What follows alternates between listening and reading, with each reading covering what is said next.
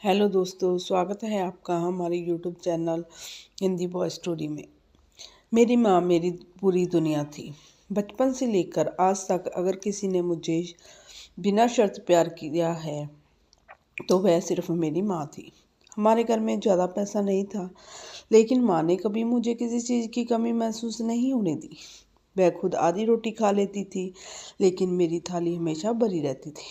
जब भी मैं उनसे पूछती कि आपको भूख नहीं लगती, तो वह मुस्कुरा देती, कहती माँ को अपनी बेटी को खाते देखकर पेट भर जाता है। बीमारी ने माँ को अचानक नहीं पकड़ा, बल्कि धीरे धीरे उन्हें कमज़ोर किया। पहले वह जल्दी थकने लगी, फिर उनकी सांस फूलने लगी और एक दिन डॉक्टर ने साफ कह दिया कि जब अब ज़्यादा समय नहीं बचा है।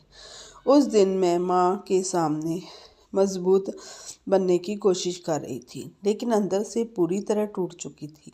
माँ मुझे बार बार देखती और मेरे सिर पर हाथ फेरती, जैसे मुझे भरोसा दिला रही है कि सब ठीक हो जाएगा। जिस रात माँ की हालत ज़्यादा खराब हो गई, मैं उनके पास ही बैठी थी। कमरे में हल्की सी रोशनी थी और बाहर सन्नाटा पसरा हुआ था। माँ की सांसें बहुत धीमी हो चुकी थी।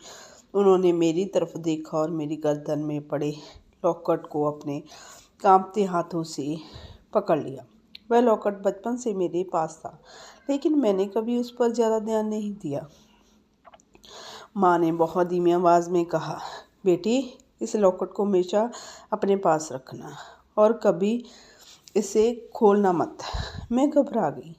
मैंने पूछा, माँ इसमें क्या है? उन्होंने आंखें बंद कर ली और बस इतना कहा, मुझ पर भरोसा करना। मैंने रोते हुए उन्हें वादा किया। कुछ ही देर बाद उनकी उंगलियों मेरे हथेली से फिसल गई। माँ की आंखें खुली थी, लेकिन उनमें अब कोई हरकत नहीं थी। उस पल मुझे समझ आ गया था कि मेरी माँ मुझे छोड़कर जा चुकी है। उस दिन मेरी दुनिया वैसे जैसे वहीं रुक गई। माँ ने के जाने के बाद मैं बिल्कुल अकेली हो गई। घर, दीवारें, चीज़ें, सब कुछ वैसे ही था, लेकिन माँ के बिना सब सुना सुना लगता था। वह लॉकेट अब मेरी सबसे कीमती चीज़ बन गया था। मैं उसे हमेशा अपने दिल के पास रखती थी, जैसे उसमें माँ की आखिरी सांसें कैद हो। कुछ महीने बाद रिश्तेदारों के कहने पर मेरी शादी तय हो गई। मैं खुद को संभालने की कोशिश कर रही थी, लेकिन माँ की कमी हर कदम पर महसूस होती थी। शादी सादगी से हुई और मैं अपने ससुराल आ गई। शुरुआत में सब कुछ ठीक था। मेरी सास मुझे प्यार से रखती थी और घर का माहौल शांत था। एक दिन मैं रसोई में काम कर रही थी, तभी मेरी सास की नज़र मेरे गले के लॉकेट पर पड़ी। वह कुछ देर तक उसे देखती रही, फिर अचानक उनका चेहरा बदल गया।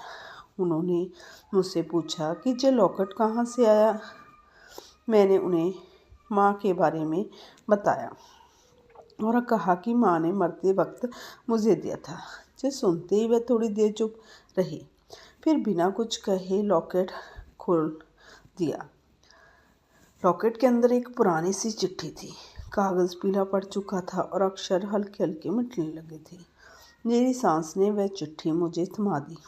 मैंने जैसे जैसे उसे पढ़ना शुरू किया, मेरी सांसें रुकती चली गई।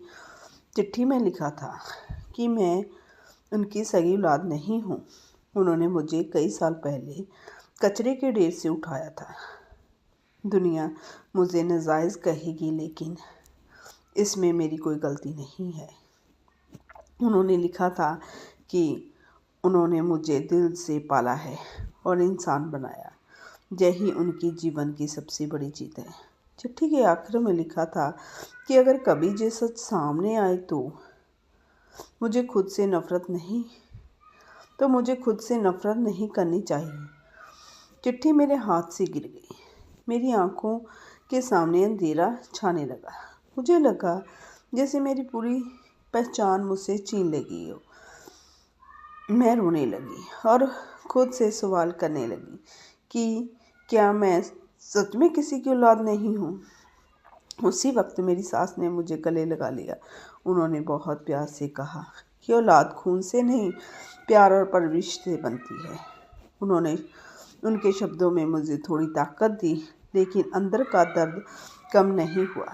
ये सच मेरे पति के लिए आसान नहीं था। शुरुआत में वह खामोश रहने लगे। धीरे धीरे उनके व्यवहार में फ़र्क आने लगा। कभी वह बिना वजह गुस्सा हो जाते और कभी चुपचाप बैठे रहते। एक दिन उन्होंने मुझसे कह दिया कि उनके सामने वह लॉकेट मत पहना करो। वह बात मुझे बहुत चुभी, लेकिन मैंने कुछ नहीं कहा। मेरी सास और ननद मेरे साथ खड़ी रही।